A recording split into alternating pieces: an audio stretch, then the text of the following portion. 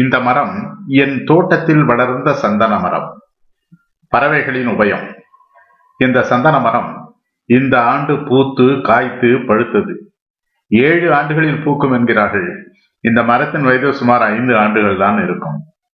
சந்தன மரங்கள் வெப்பமான பகுதிகளில் மலையடிவாரங்கள், கல்லாங்கரடு நிலங்கள், செம்புரை மற்றும் செஞ்சரளை மற்றும் மணல்சாரி நிலங்களில் நன்றாக வளரும்.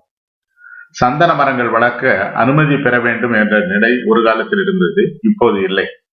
ஆனால் வெட்டும் போது அனுமதி பெற வேண்டும்.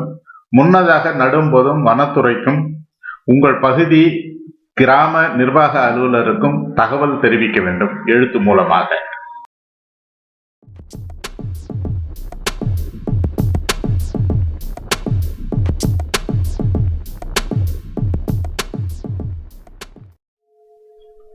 சந்தன மரங்கள் நன்றாக வளர சூரிய ஒளி முழுமையாக கிடைக்க வேண்டும்.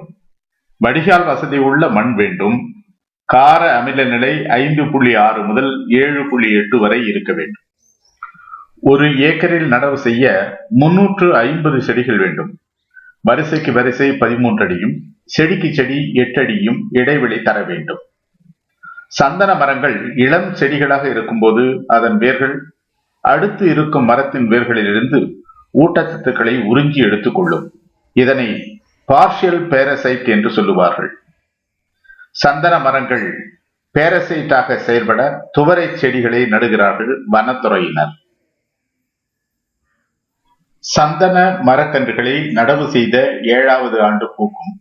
10ஆம் ஆண்டு மரங்களில் வைரம் பாய ஆரம்பிக்கும். 25 முதல் 30 ஆண்டுகளில் அறுவடை செய்யலாம். அறுவடைக்கு சந்தன மரங்கள் தயார் என்றதும் வனத்துறைக்கு சொல்ல வேண்டும்.